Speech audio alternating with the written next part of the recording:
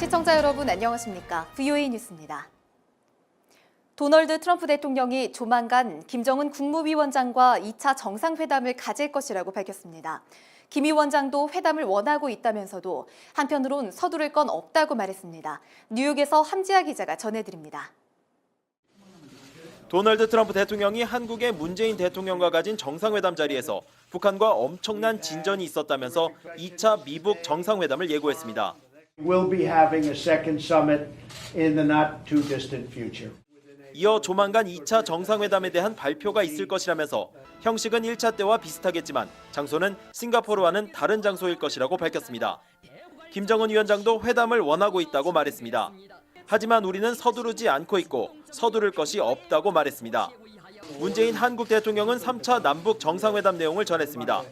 북한 내부에서도 비핵화는 되돌릴 수 없을 만큼 공식화됐다면서 김 위원장은 트럼프 대통령을 만나 비핵화를 조속히 끝내고 싶다는 희망을 밝혔다고 전했습니다. 북한의 비핵화에 대해서도 진전된 합의가 있었습니다.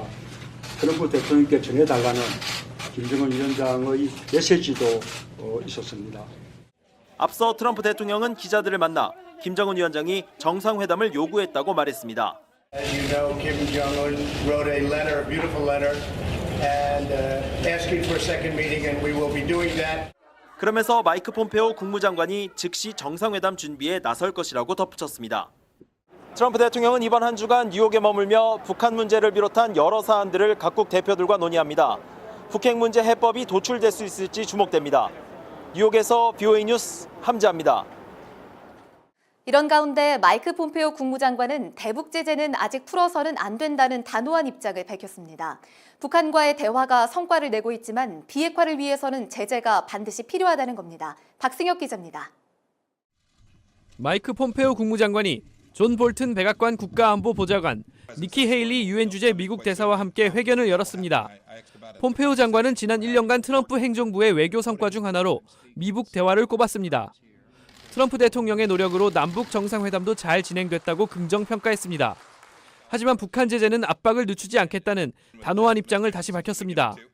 Last week's summit between President Moon and Chairman Kim yielded another positive step forward, but the president remains resolute. Now is not the time to ease pressure. 이어 완전한 비핵화는 김정은 위원장이 싱가포르에서 트럼프 대통령에게 직접 약속한 것이라고 거듭 강조했습니다. 2차 미북 정상회담 준비를 위해 연내 재방북을 시사한 폼페오 장관은 북한이 요구하는 미국의 상응 조치에 대해서도 분명한 입장을 밝혔습니다. 완전한 비핵화 성과가 없으면 대북 제재는 계속 유지되며 이는 트럼프 대통령의 원칙이라는 것입니다. But the fundamental principles remain the same. We expect the full, complete, verified denuclearization of North Korea, and until such time as that occurs, the economic sanctions will remain in place. 비핵화 진전 없이 또 정상회담을 추진하느냐는 질문에는 미국은 수십 년간 다른 방식을 시도했지만 북한은 핵 프로그램을 계속 개발했다고 지적했습니다.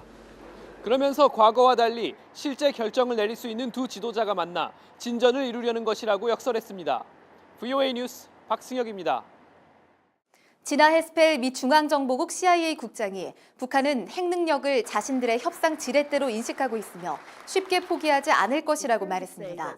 헤스펠 국장은 24일 모교인 켄터키 루이빌 대학에서 가진 연설에서 북한은 지난 수십 년간 핵 능력을 키워왔고 핵이 체제 유지의 핵심 수단이라고 여러 차례 강조해왔다면서 핵 포기 가능성이 낮다고 지적했습니다.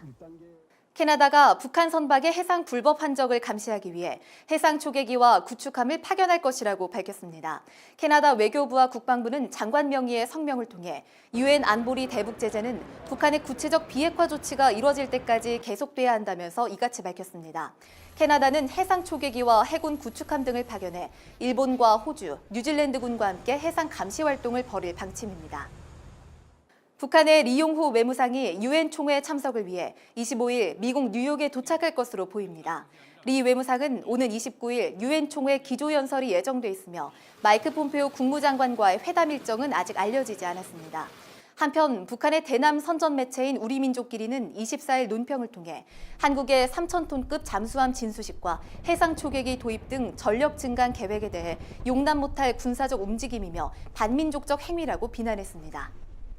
VOA 뉴스 마칩니다. 시청해주신 여러분 고맙습니다.